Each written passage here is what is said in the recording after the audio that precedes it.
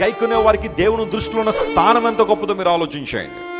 అనేక సంవత్సరాల నుంచి దేవుని వాక్యం వింటున్నావు, అనేక రోజుల నుంచి భవిష్యత్తు దేవుని వాక్యం వింటున్నావు, అనేక నెలల నుంచి భవిష్యత్తు దేవుని వాక్యం వింటున్నావు, కానీ దేవుని కోసం నువ్వు తీసుకున్నావు మంచి నిర్ణయం ఏంటి? నేను అందుకనే చెబుతూ ఉంటాను, దేవుని వాక్యం విన్న తర్వాత, ప్రభు నీతో మాట్లాడిన తర్వాత, what are the resolutions that you make? నువ్వు తీసుకున్న నిర్ణయాలు ఏంటి?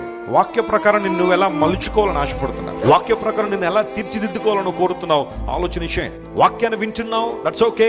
దేవుని వాక్యాన్ని నీ హృదయంలోకి తీసుకుంటున్నావు, దట్స్ ఫైన్. కానీ ఆ వాక్యాన్ని నువ్వు అనుసరించినప్పుడు, నీ జీవితంలో దేవుని వాక్యానికి చోటిచ్చినప్పుడు కదా జీవితంలో ఆశీర్వాదాన్ని పొందుతావు. Accept the word. మీ ఆత్మను రక్షించుటకు శక్తి గల వాక్యమును మీరు సాత్వికంతో ఏం చేయండి? అంగీకరించండి. ఎందుకోసం అంటే దేవుని వాక్యం అంగీకరించకపోతే వీగుచున్న దుష్టత్వం, నాలెడ్జ్ అనేది మనిషి జీవితంలోకి వచ్చేసింది. భయంకరమైన విపరీత బుద్ధి మానవుడు కనుపరుస్తున్నాడు. అవి కంట్రోల్ చేయబడాలంటే దేవుని వాక్యానికి చోటు ఇవ్వండి. వాక్యాన్ని గైకొనే వారికి దేవుని దృష్టిలో ఉన్న